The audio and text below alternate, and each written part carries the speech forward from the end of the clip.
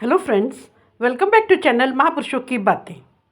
साथ संगत जी, सबको प्यार भरी राधा स्वामी। आइए सुनते हैं कुछ प्रेरणादायक वचन। ये वचन राधा स्वामी सत्संग व्यास द्वारा प्रकाशित तथा श्री महेंद्र सिंह जोशी द्वारा लिखित पुस्तक अमृत नाम के पृष्ठ संख्या 138 में से लिए गए हैं। शरीर एक प्रकार का किला है जिसमें 10 द्वार खुलते हैं। 9 संसार की ओर खुलते हैं, 10वां सचखंड की ओर। यह 10वां द्वार परमात्मा ने केवल छिपाकर ही नहीं रखा, बल्कि व्रज कपाटों से बंद भी किया हुआ है। इसे खोलने की केवल एक युक्ति है, शब्द अभ्यास। प्रभु से प्रेम करने का एक बुनियादी ढंग है, वह यह है कि जिस आत्मा को वह अपनी कृपा दृष्टि से कृतार्थ कर दे, अपने गले लगा ले, वह इस प्रकार बख्शे जाने का ढिंढोरा नहीं पीटेगी और किसी सूरत में भी अपने प्रियतम को नहीं छोड़ेगी। इसलिए जब भी कोई अभ्यासी इस प्रेम रस का स्वाद चख लेता है, वह अपने होंठ सी लेता है, कभी इस बारे में जबान नहीं खोलता। आध्यात्मिक मार्ग वालों के लिए तिल विशेष अर्थ रखता है, क्योंकि जब वे सफलता की दिशा में चलते हैं तो अपना पहला कदम इस ठिकाने पर वृत्ति को एकाग्र करने के रूप में उठाते हैं। जब सद्गुरु की शिक्षा के अनुसार दिए गए नाम के अभ्यास के फलस्वरूप शब्द धुन प्रकट होती है तो ज्योति का प्रकाश दिखाई देने लगता है। तब जिज्ञासु का यकीन पक्का हो जाता है कि उसकी प्रेम याचना प्रियतम के द्वार पर स्वीकार हो गई है, क्योंकि शब्द प्रियतम की अपनी ही अकथ कथा है और ज्योति उस परम ज्योति की अपनी ही धारा।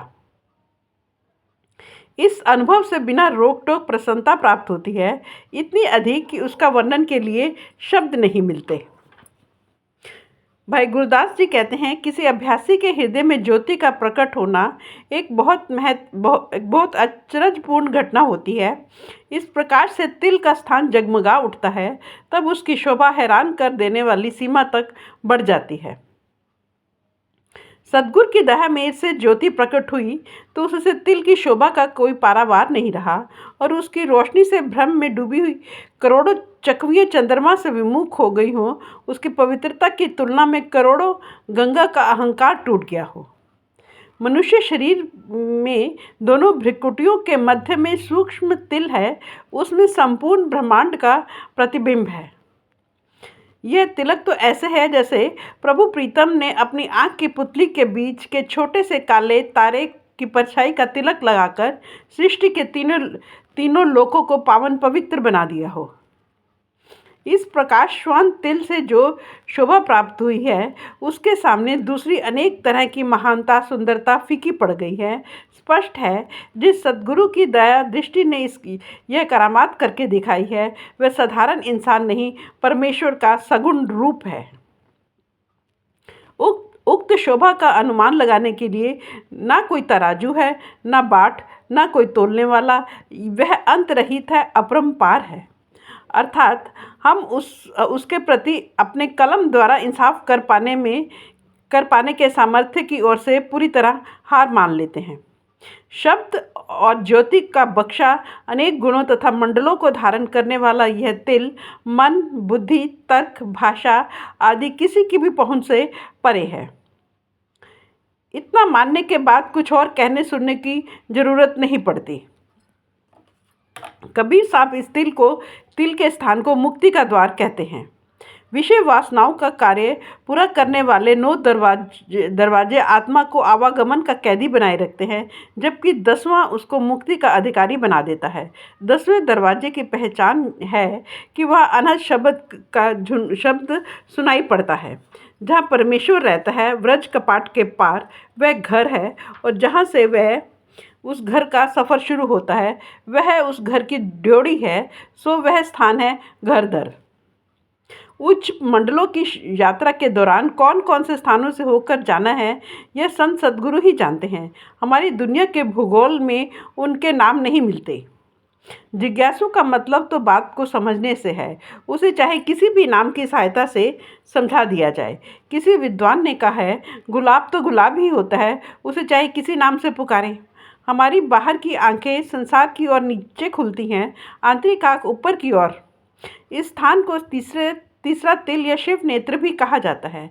बृहत हिंदी कोश में तिल का अर्थ आँख की पुतली के बीच का बिंदु बताया गया है। यही भाव तिल का गुरु साहिबान की वाणी में और इसी प्रकार भाई गुरदास की रचनाओं में साफ दिखाई देता है। बहुत से लोग ऐसे हैं जिनके सिर पर छाया के लिए इंच भर स्थान भी नहीं मिलता, जो कभी किसी पराई दुकान के छप्पर के नीचे रात काटते हैं, कभी सड़क के किनारे पड़े ड्रेन पाइप में, कभी खुले आकाश के नीचे ही सड़क की कच्ची कच्ची पटरी पर। परंतु बड़े लोगों के पास कई कई मकान होते हैं और वो भी अलग अलग स्थानों पर।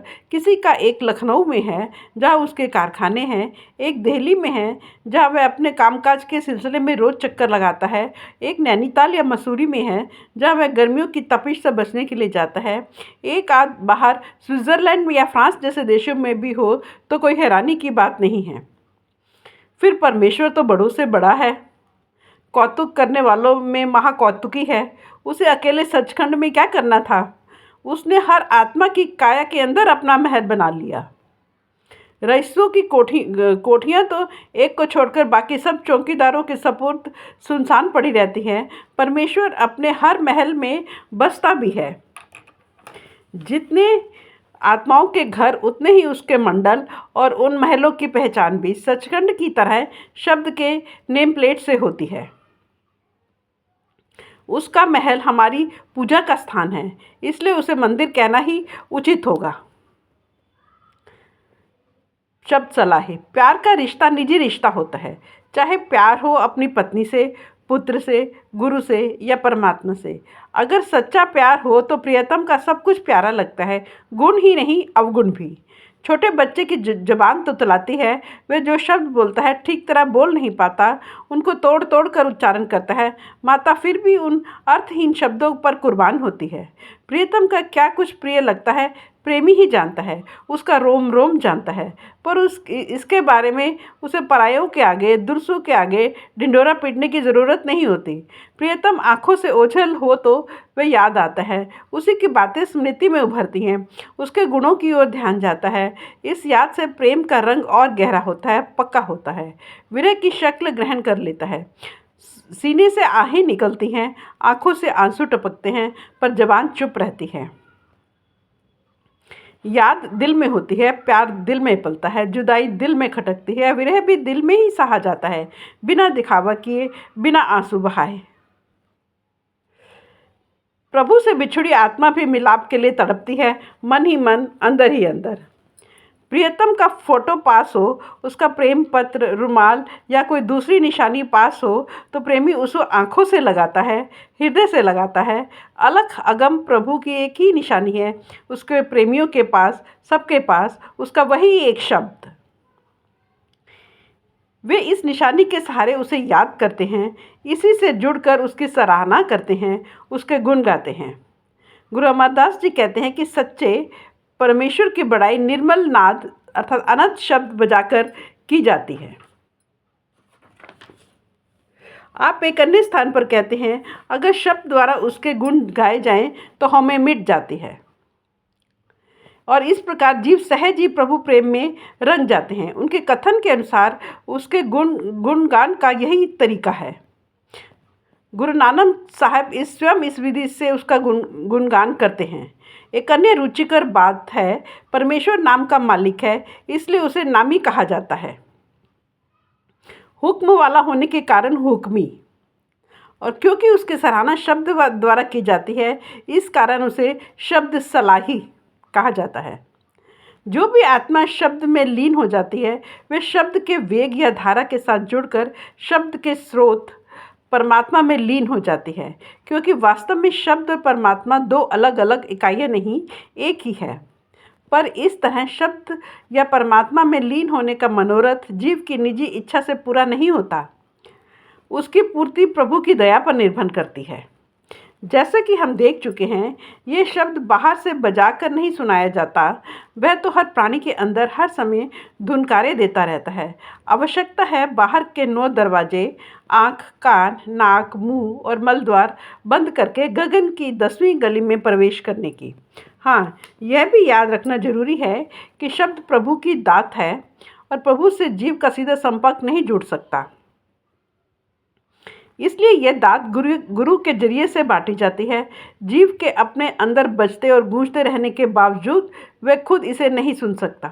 सद्गुरु शब्द के अभ्यास की विधि बताता है और इस विधि के अनुसार अभ्यास करने पर अभ्यासी के हृदय में वह प्रकट हो जाता है। सद्गुरु शब्द को प्रकट ही नहीं करता, सत्संगी के हृदय में उसे पक्की तरह ठहराता भी है। गुरु की रहमत या दया के बिना शब्द का सार्थक होना तो दूर रहा, जीव के द्वारा उसका अनुभव भी नहीं किया जा सकता। इसलिए हर समय उसके अंदर बजते रहने के बावजूद शब्द का वर्णन अक्सर गुरु के शब्द के तौर पर किया जाता है। अकथ, कथा, नाद, वाणी, कीर्तन आदि शब्द के ही अन्य नाम हैं। जैसे जैसे इसके अभ्यास में प्रगति होती है, शब्द का रंग पक्का होता जाता है। यह रंग कुसुम्ब का कच्चा रंग नहीं होता। एक बार चढ़ता है तो मजीठ के रंग की तरह सदा के लिए चढ़ता है और अंत तक साथ निभाता है।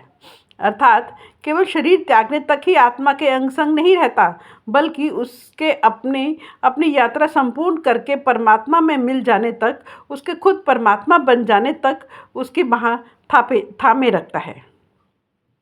संक्षेप में शब्द से मतलब अनाहत या अनहत शब्द है।